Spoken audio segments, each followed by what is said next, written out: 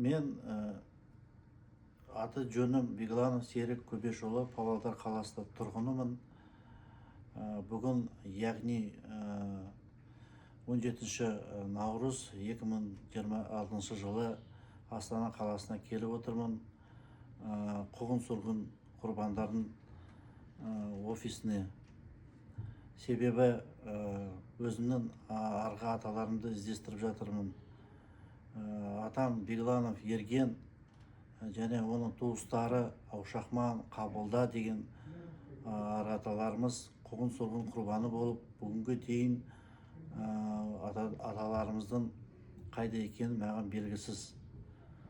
Және де осы іздестіру жолын бастаған мен Павлодар архивінен бастадым.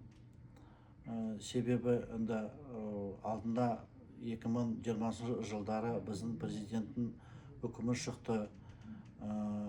Қуғын-сүргін құрбандарын әділдік жолын табып, оларға өздерінің аттарын қайтаруға сондай бір мақсатпен сондай жұмыс жасалды. Өз қатарынан жасап атқан жұмысым, барған жерім облыс Павлодар жергілікті акиматқа бардым, көмектесіңдер іздестіріп табуға жолын. Облыс прокуратурасына бардым, арыз жазып, көмектесіңдер арғы атамды іздестіріп табып, және де атамыздың басына ескерткіш қойып, және де өзінің атын тағы ақтауға сондай мақсатпен бардым. Бірақ өкінішке орай осы менің барғаным жан айқайымда жергілікті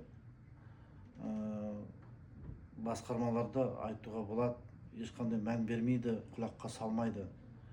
Сол себептен міне бүгін келіп отырмын Астана қаласына, осы мән жайды талқылап, дегенмен ары қарай көмек сұрауға келіп отырмын.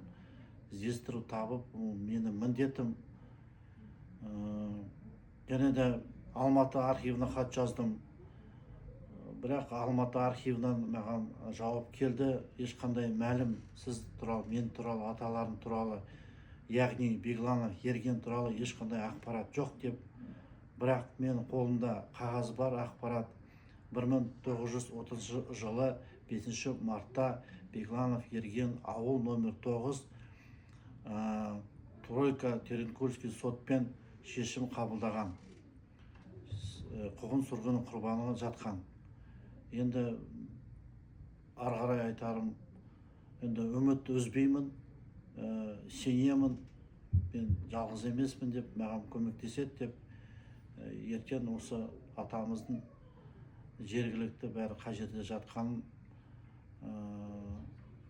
бүкіл, дегенмен айтарым дегенім, 7 атамды бүгінге дейін әлі танымаймын, білмеймін, өкінішке орай. Сондай ойлаймын, Совет үкіметінің жоспары болды біздің әулетті тұқымын жоюға. Себебі жалғыз атам қалды. Бұл атам Қосман, Бегланов Ерген ұлы Қосман. 30-шы жылдары Краснояр крайға қашып, сол жақта тайғада тығылып жатты. Әжеміз екеуі, Ақылжан деген кісімен. Әкемізді 5 жасында ауылда қалдырып кетті. Әкеміз қаңғырып өсті. Кейін біраз уақыт өткенде Қосман атамыз әкемізді Ачинский қалаға қалай алғанын мен о жағында білмеймін. Бірақ әкеміз 30 жасында Ачинский қалада сол жақта мал бағып, қой бағып, атамның қасында болған. Ол ақпарат бар. Және кейін 1947 жылдары атам мен әкеміз Новосибирск облысына көшіп келеді. Новосибирск ауданы колхоз ауылына келіп қоныс аударады. Әжеміз сол Ачинский жерінде ауырып, қатты ауырып, қаза болып, сол жақта жерленген.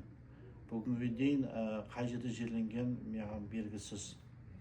Кейін әкеміз бен атамыз сол Ресейде тұрып, әкеміз үйленді, ағаларымыз, апаларымыз сол жақта дүниеге келді.